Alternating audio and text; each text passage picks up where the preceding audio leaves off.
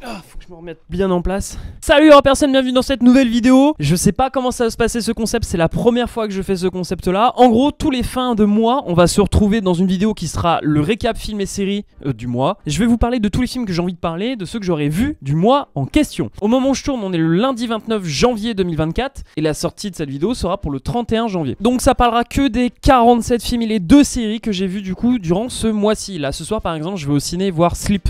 Sleep à la limite, si ça me plaît, j'en parlerai dans le récap film et série du mois prochain. J'essaye de trouver une nouvelle routine, du contenu en plus et surtout parler de films. Je m'en suis vachement rendu compte les années précédentes, je parle pas assez de films et j'ai envie de parler de films. Et ce concept là est justement là pour ça. On va diviser simplement cette vidéo en 2 parties. La partie des films que j'ai vus en salle et la partie des films rattrapage. Donc c'est les films de n'importe quelle année. Premier film que j'ai vu de cette année, c'était le 6 janvier et ça commence par Priscilla. Nouveau film de Sofia Coppola qui parle de Priscilla, qui est en fait une des femmes qui a accompagné Elvis Presley dans sa vie. Priscilla est vraiment hyper intéressant dans le traitement qu'on a de Elvis comparé à celui qu'on a à Lux Berman. Les 2 films sont radicalement opposés, mais comme ils parlent du même personnage, forcément je vais comparer entre ces 2 films là, mais ils n'ont complètement rien à voir entre les 2. Priscilla, c'est une mise en scène qui est vachement plus sur l'ennui, et c'est ça qui est vachement bien aussi, c'est une mise en scène sur l'ennui, certes, mais le film n'est pas ennuyeux. Le film est même malaisant. Je sais même pas si le terme malaisant existe, je crois que malaisant ça n'existe pas. Tout le long du film, on filme de manière assez normale, en fait, ce couple avec un âge vachement éloigné et surtout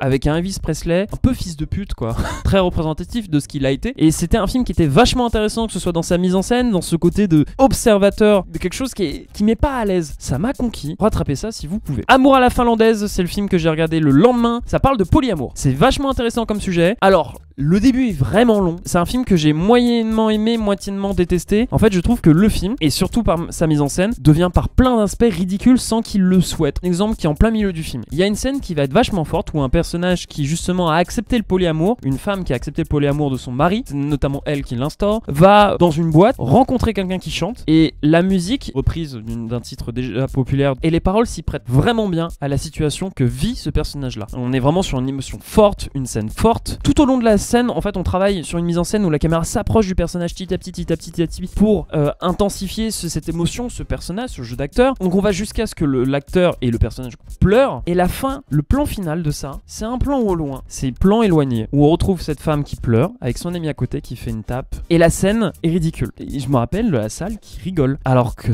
c'était pas prêté pour rigoler. Je suis persuadé que non en tout cas. Quand je déteste le film, je trouve pas que le film est factuellement mauvais parce qu'en fait c'est toujours ta propre perception des choses, c'est ta propre interprétation d'une mise en scène. Si je dis que j'aime pas ou je dis que je trouve pas ça bien, encore une fois, ça veut pas dire que factuellement ça l'est. C'est juste qu'à mon interprétation. Et Amour à la finlandaise, qui devait peut-être être un des films qui devait plus me toucher par son sujet, parce que je suis vachement intéressé par ce genre de sujet, bah ça m'a pas conquis. Et pourtant il y a plein de choses bien à Amour à la finlandaise, donc je vous le recommande. Le mieux c'est toujours faire son propre avis. Le film que j'ai vu après, c'était Making of, c'est en avant-première de Cédric Kahn. C'est pas passé. Alors c'est pas passé et pourtant il y a plein de points positifs. Il y a notamment une scène en termes de mise en scène qui est vraiment bien. Pour ceux qui auront vu le film, c'est la scène qui est dans un stade ou dans un gymnase extérieur, un moment très intime entre 2 personnages qui racontent une certaine réalité du passé. Et la mise en scène joue entre raconter le passé et le jouer dans le présent. C'est une scène qui est très jolie. Mais mis à part ça, bah, toutes les bonnes idées qu'il y a dans ce film, je les trouve jamais bien abouties. Par exemple, il y a une scène qui est vraiment bien.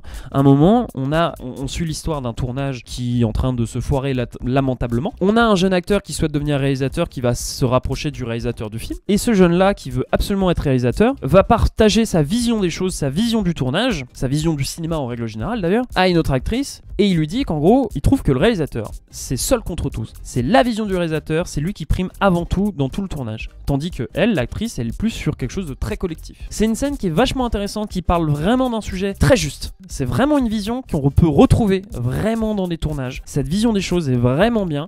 On les oppose et on n'en revient jamais dessus. Mais jamais. C'est jamais... Enfin, en tout cas, je l'ai jamais vu revenir. Bah, le titre, je le comprends pas. La présentation des personnages, je la trouve pas folle. Je me mets à la place de quelqu'un qui a jamais vu un tournage, reconnaît le réalisateur, reconnaît les acteurs, mais tous ceux qui sont à côté, ils connaissent pas. L'Asréal.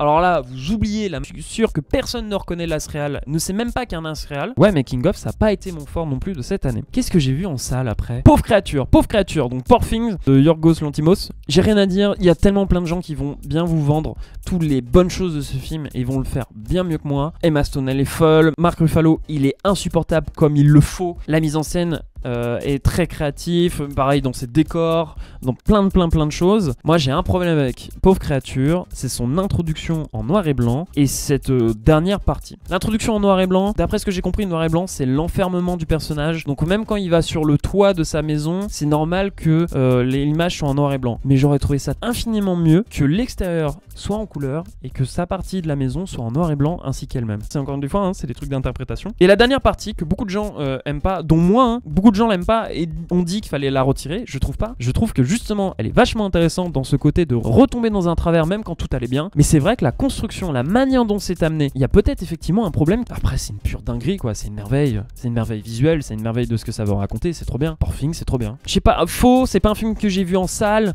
mais c'est sorti cette année sur la plateforme Prime Video. Je suis allé voir parce qu'il y avait Paul Mescal. Ouais, c'est Interstellar sur place. Le twist de fin est sympa, mais putain, tout ça pour ça.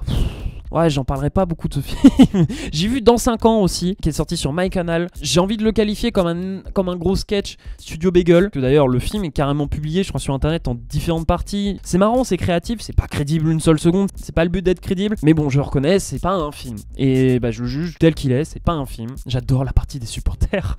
Je la trouve vraiment bien. Qu'est-ce que j'ai vu? J'ai vu ça en avant-première. Quand la vidéo sort, ce film sort. Mais moi, je l'ai vu le 18 janvier. Ça s'appelle La Zone d'intérêt. Je sais toujours pas si je kiffe le film ou si je le déteste. Parce que ça a été un moment éprouvant comme visionnage. Donc en fait on parle de zones d'intérêt. Les zones d'intérêt c'était les Allemands nazis qui habitaient à côté des camps de concentration pour s'en occuper. Et donc on va suivre cette famille dans une mise en scène qui se veut très chirurgicale, j'ai envie de dire. On a cité comme terme lors de l'avant-première une mise en scène très télé-réalité. Au tournage, l'équipe ce qu'elle a fait c'est qu'elle a posé ses caméras dans chaque pièce et s'est barrée et a laissé les acteurs vivre. Ils étaient dirigés, ils savaient ce qu'il fallait faire, où aller, tout ça, quand est-ce qu'il fallait parler, mais ça n'empêche qu'ils étaient plongés dans leur environnement, plongés dans cette routine, plongés dans ces personnages. Et finalement, la caméra est très intrusif dans cette routine. Dès qu'un personnage change de pièce, au montage on change de caméra, il y a zéro plan de mouvement. Il y en a un moment, je me rappelle d'un panoramique quand la femme court, mais je sais même plus pourquoi. La mise en scène du coup est très lourde. C'est pas le genre de mise en scène dont je suis le plus fan, mais c'est intéressant, c'est un concept qui est vachement cool. Tout le travail sonore est fou.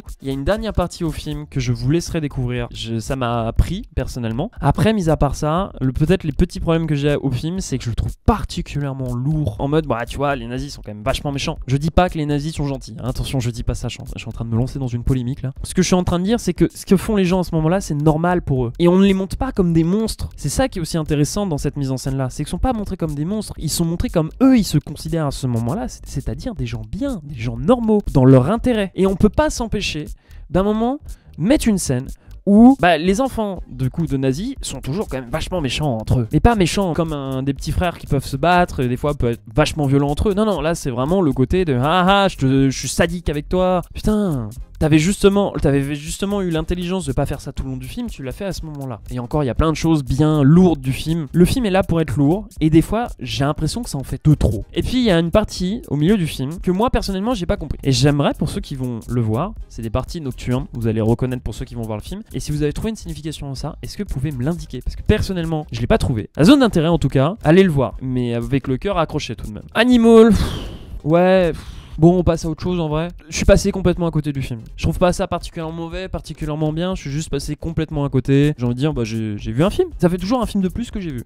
Voilà. Allez, première série, mais plutôt documentaire. Squeezie, merci Internet. Alors, j'avais déjà vu le documentaire sur Orelsan. Étant donné que c'était à peu près le même concept, j'y suis allé un peu à reculons. J'ai découvert le documentaire, c'est vachement bien foutu, c'est superbement écrit, c'est superbement trouvé au niveau du montage. Parce qu'encore une fois, on peut pas dire qu'un documentaire est bien écrit à l'avance, par contre il est bien écrit dans son montage. T'as tout filmé comme ça en vrac pendant des années, t'as cherché des images d'archives et t'as essayé de raconter, constituer quelque chose à partir de toutes les bases du passé qui reviennent dans le futur dans chaque projet de Squeezie, que ce soit dans ses réussites ou dans ses échecs. Il y a des effets qu'ils appellent même au montage. C'est vraiment le point supplémentaire de ce documentaire-là. On est vraiment dans un documentaire presque parfait, avec ce côté touchant, ce côté, on apprend des choses qu'on ne savait pas. On détruit le mythe Squeezie, on rappelle l'humain, on rappelle l'ensemble, on rappelle les gens autour de lui, que Squeezie en fait c'est une marque. Il y a Lucas Auchard qui représente Squeezie, mais tous les gens derrière sont Squeezie aussi. C'est hyper intéressant, ça a pris beaucoup de recul. C'est très peu de ce que j'avais peur que ça aurait pu être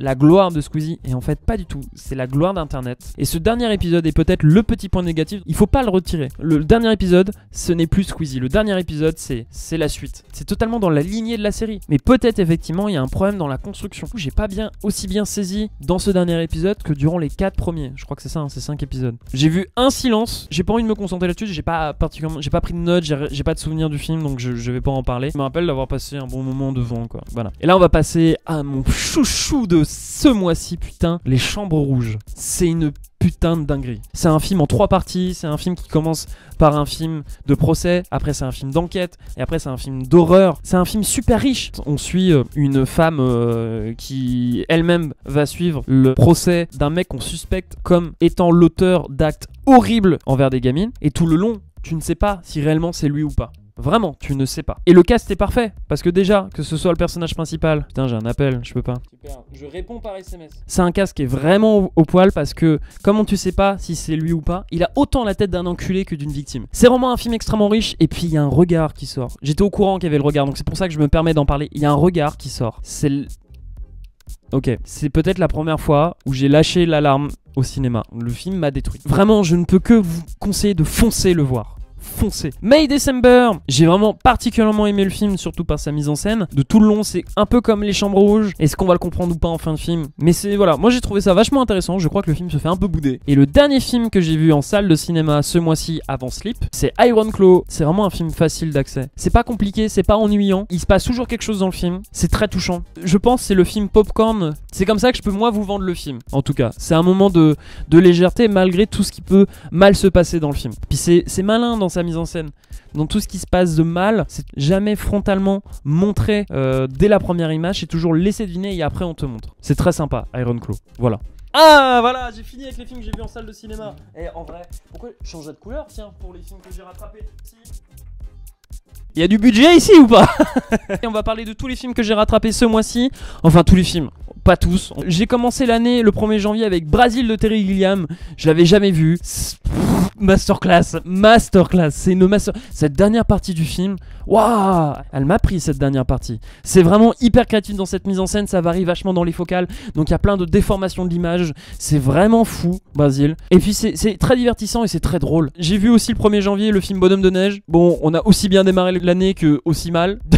C'est pas non plus nul à chier. T'as commencé Brazil avant, c'est pas terrible. Je me suis rematé à nouveau les 28 jours et 28 semaines plus tard. 28 jours plus tard, c'est mieux que dans mes souvenirs. Et 28 semaines que je croyais être meilleur que le premier, c'est vachement moins bien que dans mes souvenirs.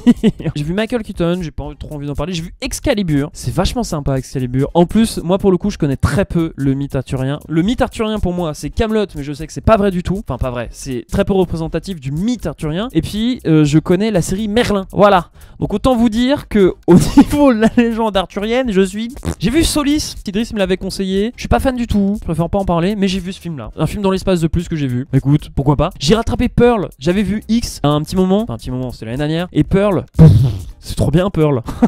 C'est trop bien. Juste pour le résumer, c'est un film d'horreur mais qui se passe dans un univers très coloré. Voilà, ça fait du bien. Tu vois un mec se faire trucider avec le sang qui est bien vif sa mère, dans de l'herbe qui est bien vive sa mère. C'est trop bien. Je voulais voir ça depuis longtemps. J'ai rattrapé Omar la fraise, putain, c'est drôle, c'est énergique, c'est bien joué. J'ai vu comme court-métrage aussi Les Dents du Bonheur de Joséphine Darcy Hawkins. C'est un film d'horreur avec des gamins, on pourrait dire oula, ça peut mal jouer, ils jouent tous trop bien. Ils sont trop forts les gamins. On parle de société d'adultes à travers des enfants. C'est vachement intéressant. Allez voir ça, c'est facilement accessible sur internet. Au pire pour ceux qui ont la flemme de chercher, je le mettrai en lien. Ça dure 20 minutes à peu près, vous allez pas perdre votre temps. Asteroid City, Wes Anderson. Bah c'est toujours bien du Wes Anderson, c'est toujours hyper créatif, c'est des visuels de fou. Wes Anderson et Asteroid City ne dérogent pas à la règle. J'ai vu un film aussi le 10 janvier, Solo. C'est mon film qui est sorti le 10 janvier. Je fais de l'auto-promo, de l'auto-pub, allez voir. Je suis allé voir Misanthrope, qui est un film américain. Il y avait tout pour que ça ne me plaise pas. Putain, c'est hyper énergique, c'est bien foutu. La dernière partie, la fin du film, j'avoue, c'est un peu essoufflé comparé à cette première partie qui est vraiment dynamique. Vous aimez bien les films américains, vous aimez bien le bon divertissement, foncez voir Misanthrope. Qu'est-ce que vous attendez? Planète Terreur, un Robert Rodriguez qui fait un nanar exprès. J'avoue, j'ai accroché qu'à la dernière partie du film. Mais c'est trop bien, hein, c'est trop bien. Mais j'avoue, moi, ça m'a plu qu'à la dernière partie. Memories, c'est pas vraiment un film, c'est 3 courts-métrages réunis. C'est 3 histoires qui ont rien à voir, qui sont même pas réalisées par la même personne. L'un des réalisateurs, donc celui du premier film qui s'appelle Memories, c'est celui qui a fait le film Akira. J'ai pas aimé Akira, je vais me faire des ennemis après avoir dit ça, mais j'ai adoré Memories. Mais pour ceux qui aiment bien Akira, je pense que vous allez aimer Memories, hein. Faut aller voir Memories. Memories, c'est trop bien. J'ai vu Élémentaire. Bah en fait, je pense que c'est le film, c'est le film qu'on a bouffé pendant des années. Donc forcément, aujourd'hui qu'il arrive en 2023, tu dis ouais, bon, je connais tous les tenants et les aboutissants de ce film en ayant vu juste les 15 premières minutes. Mais je suis sûr que si j'étais gamin et que je voyais ce film-là, j'aurais adoré. Peut-être que le film manque trop de messages pour adultes, ou vraiment c'est la même recette depuis des années, mais c'est vrai qu'il y a un problème avec Élémentaire. J'ai vu Fargo de Ethan et Joel Cohen, c'est pas ma dose,